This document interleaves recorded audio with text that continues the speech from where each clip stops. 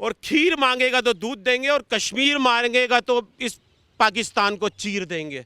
पुरुषोत्तम राजा राम जी का अपमान है, देश का अपमान है, सनातन का अपमान है। कि मतलब ये आप क्या कहना चाहते हो राजा राम जी के लिए? आप क्या कहना चाहते हो? मतलब कि आप राजा राम जी की इंसल्ट कर रहे हो, बेइज्जती कर रहे हो। मोदी सनातन धर्म फॉलो करते हैं। पिछले 8 साल का 9 साल का 10 साल का प्राइम मिनिस्टर का काम तो उठाकर देखिए। देश की दशा और दिशा नरेंद्र मोदी ने दोनों पलट दी है। ये कांग्रेसी बेवकूफ़ एक कश्मीर में झंडा नहीं लहरा सके 65 साल के अंदर, और नरेंद्र मोदी की पावर देखो, उसने चांद पे तिरंगा लहरा दिया। असदुद्दीन ओवैसी हम मुसलमानों के आइडल नहीं हैं, हमारे आइडल प्रॉफिट मोहम्मद हैं। भारत जोड़ो न्याय यात्रा के दौरान राहुल गांधी ने मध्य प्रदेश में एक बयान दिया है, जहां सीधे तौर पे कहीं न कहीं बेरोजगारी या भूखमरी की बात कर रहे हैं। उस रैली के दौरान उन्होंने ये बात कही कि प्रधानमंत्री नरेंद्र मोदी ने मोबाइल दे दिया है, अब उसे चलाओ। और इसके साथ साथ उन्होंने ये भी कहा है कि जय श्री राम बोलोगे भूखे रहोगे। ये जो मुद्दा है और ये जो बयान उन्होंने दिया है, इसको लेकर आप क्या कहेंगे? देखो, ये तो सीधा सीधा पुरुषोत्तम राजा राम जी का अपमान है, देश का अपमान है, सनातन का अपमान है। कि मतलब ये आप क्या कहना चाहते हो राजा राम जी के लिए? आप क्या कहना चाहते हो? मतलब कि आप राजा राम जी की इंसल्ट कर रहे हो, बेइज्जती कर रहे हो। तो ये देश जो है ना, इस बार 2024 में ये देश सहेगा नहीं।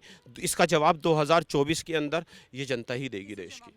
विपक्षी दलों को और इस कांग्रेस पार्टी को और उस राहुल गांधी, उस पप्पू गांधी को भी मिलेगा। राहुल गांधी? हाँ हाँ, बिल्कुल, पप्पू गांधी को भी मिलेगा। मेरा मानना ये है कि आज जो कांग्रेस का बुरा हाल है ना, वो सब राहुल गांधी की देन है।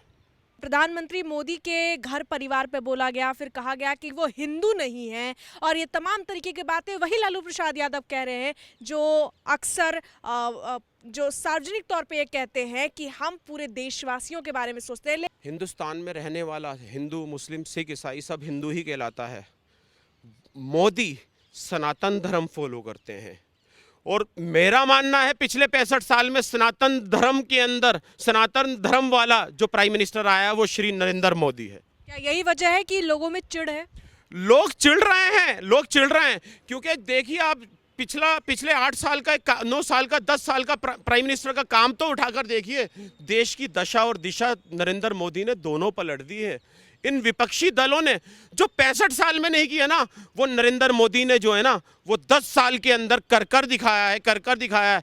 ये कांग्रेसी बेवकूफ़ एक कश्मीर में झंडा नहीं लहरा सके 65 साल के अंदर, और नरेंद्र मोदी की पावर देखो, उसने चांद पे तिरंगा लहरा दिया। अच्छा, मैं पाकिस्तान की बात कर लूँगी, क्योंकि अभी वहाँ पे इलेक्शन हुए हैं और शहबाज शरीफ वापस से प्रधानमंत्री बन गए हैं।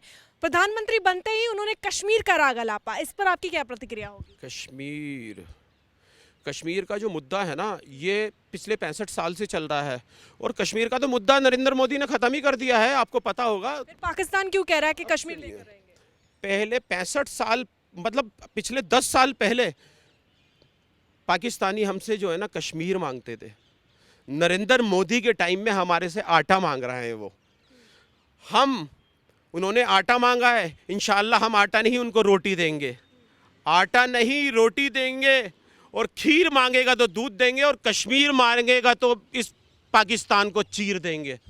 ये देखकर कहीं ना कहीं जो विपक्षी है वो खलबला जाएंगे। लेकिन एक और सवाल, खलबली उनके यही तो मच रही है। ये जितने भी पाकिस्तानी हैं उनके आका हैं, उनके हिसाब से इंडिया में काम नहीं हो रहा ना। अब यार, देश में काम नहीं हो रहा। उनके हिसाब से कांग्रेस पार्टी के टाइम में काम होता था, नरेंद्र मोदी के टाइम में काम नहीं हो रहा। नरेंद्र मोदी तो देश और देश हित के लिए काम कर रहा है, देशवासियों के लिए काम कर रहा है। अच्छा, पिछले कुछ सालों में अगर हम जाए तो एक नैरेटिव या यूं कहें कि एक सोच पनप रही थी कि जो भारत का मुसलमान है वो काफ़ी ज़्यादा दबा कुचला है। क्योंकि मुझे याद आते हैं हमेशा असदुद्दीन ओवैसी याद आते हैं और तमाम विपक्षी दल के बड़े नेता याद आते हैं, जो हमेशा ये बात कहते हैं, क्योंकि एक नैरेटिव चली है कि भारत में मुसलमान खुश नहीं है। सबसे पहली चीज़, असदुद्दीन ओवैसी हम मुसलमानों के आइडल नहीं हैं, हमारे आइडल प्रॉफिट मोहम्मद हैं। असदुद्दीन ओवैसी नहीं है, हमारे आइडल प्रॉफिट मोहम्मद हैं। और प्रॉफिट मोहम्मद का ये कहना था कि जिस देश में रहो उस देश की बोलो, और उस देश के लिए वक्त आने पर जान भी दे दो। और आज हमारे देश के मुसलमान किसके साथ? 2024 में पता लगेगा आपको कि मुसलमान देश का किसके साथ है। मैं कह रहा हूं कि इंशाअल्लाह और रहमान ये पहली बार होगा देश के अंदर कि देश का मुसलमान भरपूर नरेंद्र मोदी को वोट देगा इस बारी। आप चुनौती दे रहे हैं विपक्ष को? मैं विपक्ष को चुनौती नहीं दे रहा हूं, विपक्ष को इन बहरूपियों की आंखें खोल रहा हूं मैं। अभी आप कह रहे थे ना कि राहुल गांधी, अभी क्या नाम है, राहुल गांधी यात्रा कर रहा है। पिछली बार यात्रा करी थी, शायद आपको याद होगा, 3 स्टेट हार गए थे। ये अब 24 हारने की तैयारी कर लें अब लोग। ये इन कांग्रेसियों के और इन विपक्षी दलों के, क्योंकि जितना परेशान इन्होंने 65 साल में माइनॉरिटीज को कराया शायद किसी को भी नहीं करा।